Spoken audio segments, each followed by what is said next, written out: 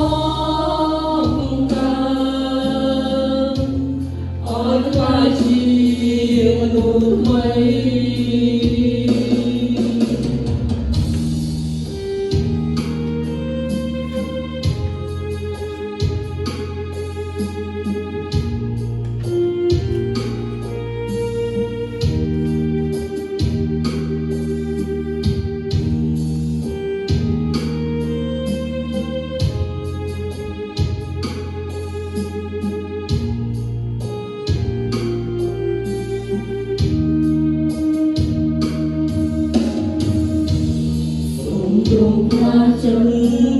ខ្ញុំ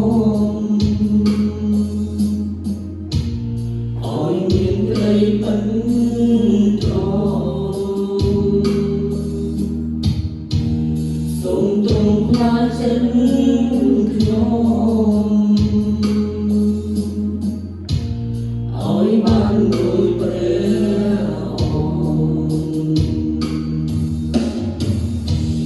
សូមទ្រង់ប្រាចឹងខ្ញុំឲ្យមានក្តីប៉ិន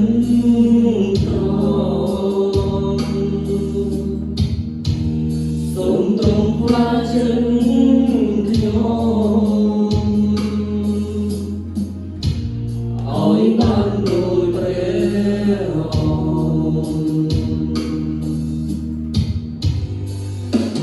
ទ្រង់គឺជាជាងស្បូន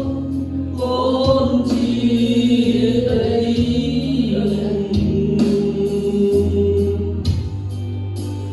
សូមជុំសូមបងការ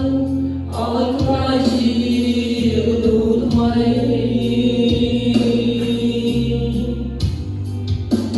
ទ្រង់គឺជាជាងស្បូនកូនជាដី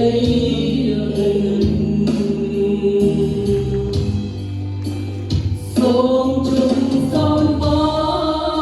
ងការឲ្យខ្លាយជាមនុស្សថ្មីសូមទ្រង់ប្រាចឹងខ្ញុំឲ្យមានក្តីប៉ិនប្រសូមទ្រង់ប្រាចឹង